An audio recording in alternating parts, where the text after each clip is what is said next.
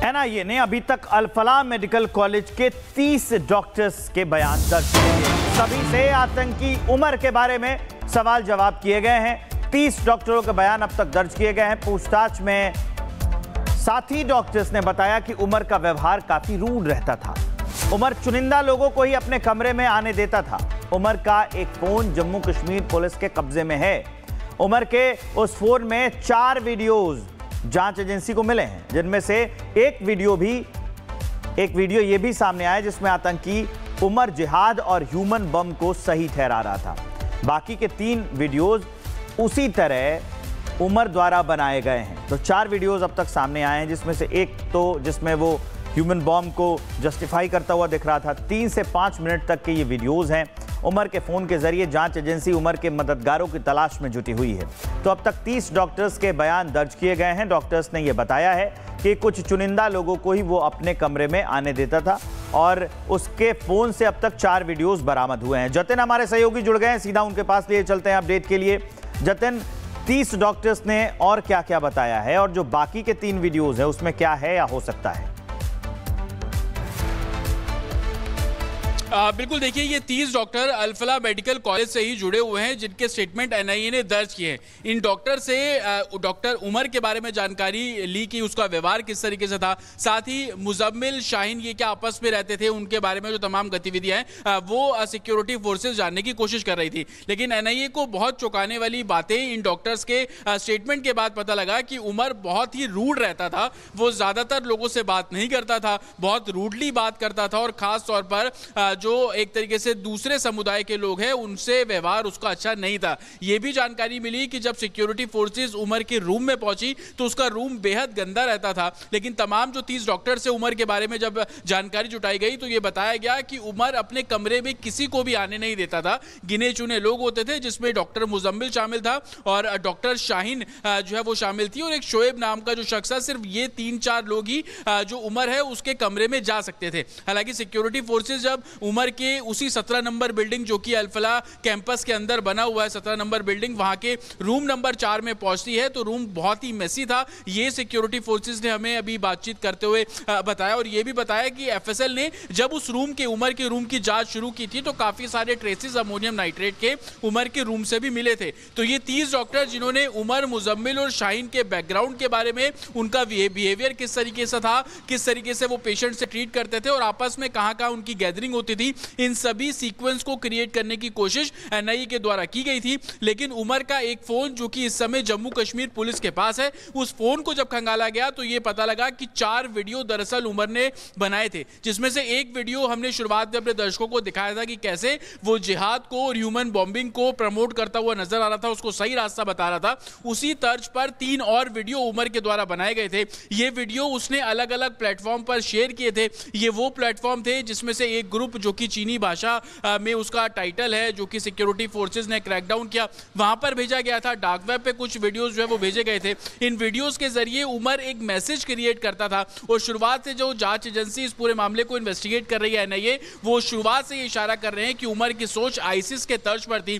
वो उसी तर्ज पर वीडियो बनाता, बरगलाने वाली बातें करता और उसको अपने जो डार्क वेब थे, जो दूसरे पेजेस थे, वहां पर सर्कुलेट करता था। वो 3 वीडियो भी इस समय सिक्योरिटी फोर्सेस के पास मौजूद है। दरअसल उमर के फोन से सिक्योरिटी फोर्सेस ये जानने की कोशिश कर रही है कि उमर ज्यादातर किन लोगों के संपर्क में था। उसके कॉल डिटेल्स, उसके कॉल लॉग्स को खंगालने की जो कोशिश है वो लगातार सिक्योरिटी फोर्सेस द्वारा की जा रही है। और जिन लोगों को ये वीडियोस भेजा करता था वो देश के अलग अलग हिस्सों में रहने वाले हैं। जिन लोगों को क्रैकडाउन करने का, उनको पकड़ने का, उनकी काउंसलिंग करने का, वो उमर के बारे में क्या कुछ जानते हैं, इस तरीके के डार्क पेजेस पर वो क्यों एक्टिव थे, ये तमाम ऐसी इन्वेस्टिगेशन है जो कि जम्मू कश्मीर पुलिस भी कर रही है, एनआईए भी कर रही है और दिल्ली पुलिस की स्पेशल सेल भी कर रही है। तो उमर से जुड़े, उमर के बैकग्राउंड और उमर के मौजूदा समय में जो दोस्त रहे 10 तारीख से पहले, उन सभी को पकड़ने का काम सिक्योरिटी फोर्सेस द्वारा किया जा रहा है। और यही कारण है कि उमर के साथ काम करने वाले 30 डॉक्टर के स्टेटमेंट लिए गए। उमर के फोन जो अलग अलग राज उगल रहे हैं और वो फोन के जरिए जो दूसरे कनेक्शंस उमर के थे जो उसकी मदद करते थे,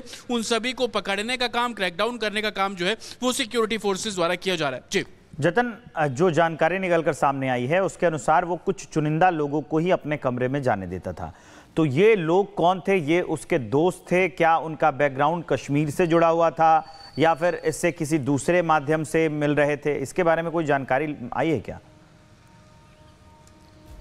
बिल्कुल, देखिए, क्योंकि बताओ डॉक्टर्स उमर जिस गाड़ी का इस्तेमाल करता था, लाल रंग की इको स्पोर्ट कार, उसकी चेकिंग नहीं होती थी। यही कारण था कि अमोनियम नाइट्रेट जो इन लोगों ने खरीदा वो बहुत इजीली अल्फला यूनिवर्सिटी के अंदर उसका एक्सेस जो है वो होता था। दूसरी सबसे बड़ी बात कि उमर के रूम में जो कि लिमिटेड लोग ही जाते थे। जो जानकारी मिली, अमूमन डॉक्टर मुजम्मिल को उसी 17 नंबर बिल्डिंग में वो रहता था, उसकी मूवमेंट वहां पर ट्रैक की गई थी। कई बार डॉक्टर शाहीन जो है वो उसके रूम में जाती थी और कुछ जो लोग जिनको उमर बुलाता था वो आउटसाइडर थे, कुछ नूह के रहने वाले थे, वो लोगों की मूवमेंट होती थी। लेकिन कॉलेज कैंपस के अंदर जो उसके साथ काम करने वाले डॉक्टर से उनकी मूवमेंट उसके रूम तक नहीं होती थी और उसका बिहेवियर बहुत ही रूड रहता था। ज्यादातर डॉक्टर्स ने उमर को बहुत रूड बताया। उससे ये भी तक पूछा गया कि आप जब हेलो बोलते थे तो क्या उमर का रिप्लाई आता था? तो कई डॉक्टर्स ने बोला कि वो कोई जवाब नहीं देता था और बहुत तेजी से निकल जाता था। तो रूड बिहेवियर उसका डॉक्टरों ने अपनी स्टेटमेंट में बताया। और जिस तरीके से मुजम्मिल उसके रूम में एक्सेस होना, शाहीन के उसके रूम में एक्सेस होना और कुछ और लोगों के, उन सभी को क्रैकडाउन करने का काम किया जा रहा है। एनआईए ने अभी तक अल-फलाह मेडिकल कॉलेज के 30 डॉक्टर्स के बयान दर्ज किए हैं। सभी से आतंकी उमर के बारे में सवाल जवाब किए गए हैं। 30 डॉक्टरों के बयान अब तक दर्ज किए गए हैं। पूछताछ में साथी डॉक्टर्स ने बताया कि उमर का व्यवहार काफी रूड रहता था। उमर चुनिंदा लोगों को ही अपने कमरे में आने देता था। उमर का एक फोन जम्मू कश्मीर पुलिस के कब्जे में है। उमर के उस फोन में 4 वीडियोज जांच एजेंसी को मिले हैं, जिनमें से एक वीडियो ये भी सामने आया जिसमें आतंकी उमर जिहाद और ह्यूमन बम को सही ठहरा रहा था। बाकी के 3 वीडियोज उसी तरह उमर द्वारा बनाए गए हैं। तो 4 वीडियोज अब तक सामने आए हैं, जिसमें से एक तो जिसमें वो ह्यूमन बम को जस्टिफाई करता हुआ दिख रहा था। 3 से 5 मिनट तक के ये वीडियोज हैं। उमर के फोन के जरिए जांच एजेंसी उमर के मददगारों की तलाश में जुटी हुई है।